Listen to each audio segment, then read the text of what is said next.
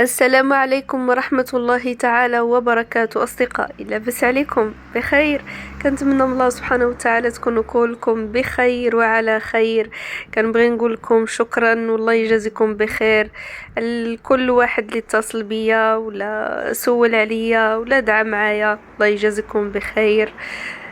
نديروا واحد الجولة جديدة، تجيو معايا على بركة الله. الجولة ديالنا غادي تكون في المحل ديال الأخت ماريا اللي كتبيع مستلزمات ديال الطيور، القطط، الكلاب. عندها تبارك الله عندها أشياء زوينة لمحبي الحيوانات، من أكل، من دواء، من اكسسوارات، من بيوت. غادي تشوفوهم معايا في الجولة بإذن الله.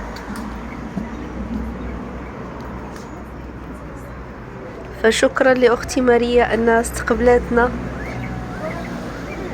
والله يبارك لها في المحل ديالها يا رب العالمين.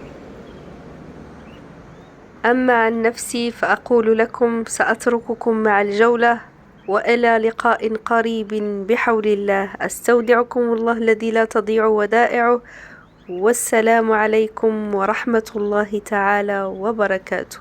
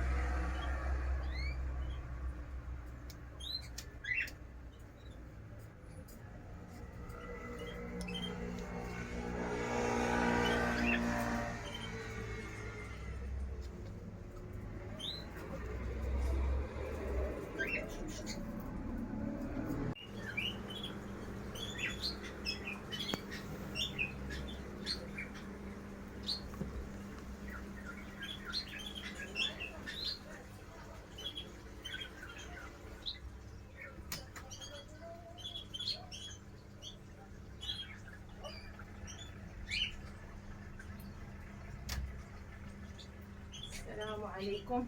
وعليكم السلام ورحمة الله.